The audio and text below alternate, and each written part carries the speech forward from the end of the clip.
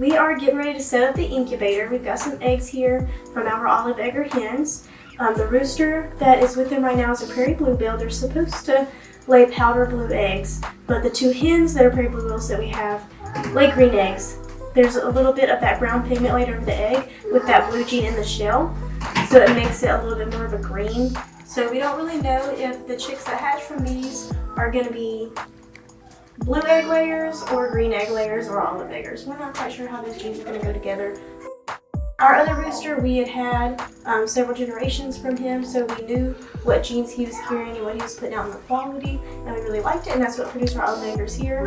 But we don't really know how this rooster is going to stand up to that, so we'll see.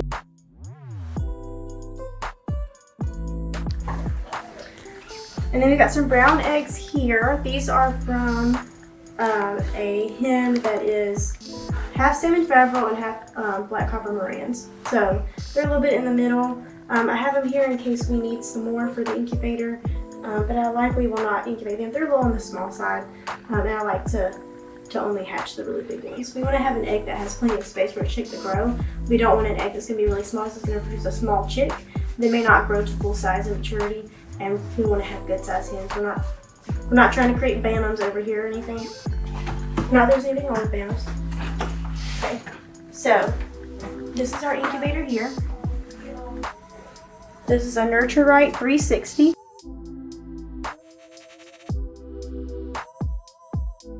For the first 18 days, you want to have this at around 50% humidity. Right now it's at 59 because I just added water that's going to go down a little bit.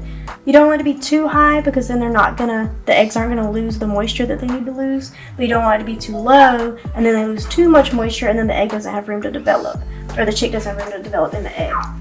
So you want it to be around 50. If it gets a little under that, that's okay. A little over is okay. You don't want to go too high over. So I added water to this little port here. And now I'm going to start putting our eggs in. So the eggs are going to be on their side. This roller just turns like this. So that's how it's going to roll our eggs around. And you want the pointy end facing in. You want to make sure that the eggs are nice and in the center. You don't want to have eggs that are too large to roll.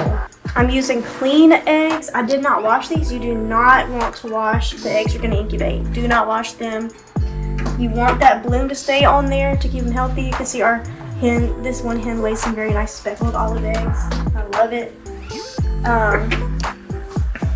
So I did not wash these, but I'm not going to use eggs that have poop on them or look like they've been tossed around. You want to use eggs that are, have not been frozen. If it's cold outside at night, you don't want to be in the fridge. When you collect your eggs, you want to put them in an egg carton or something like that. When you store your eggs for hatching, you want to keep them pointy end down. So their air cell is on the thicker end, and you want that air cell to stay up. You don't want that to be flipped over in storage because you don't want to lose that air cell. You want it to stay where it's supposed to be. You don't want it to shift. You don't want it to deflate or anything like that. And when you store it, you want to keep it away from sunlight, away from heat, away from super cold. I keep mine in my kitchen on the far counter furthest away from the stove, out of sunlight. I have some tall things next to it so it's not in direct sunlight. And I have it in a carton. If I have the foam cartons, I'll use those just to make sure they're not going to get jostled. You don't want eggs that have been dropped or shooken or anything like that. You want to have eggs that are going to be nice and intact with the yolk and all that stuff lined up the way it's supposed to be.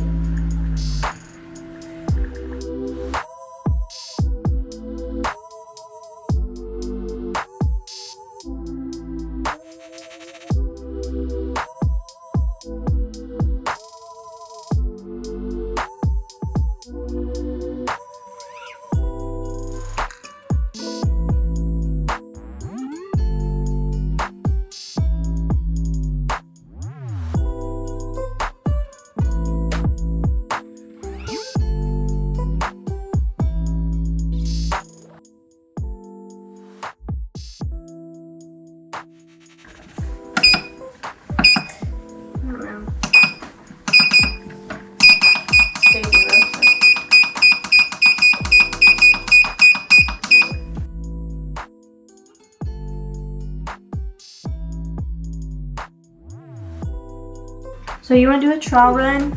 Make sure that your eggs are turning. Make sure that none of them are in a spot where they're not turning.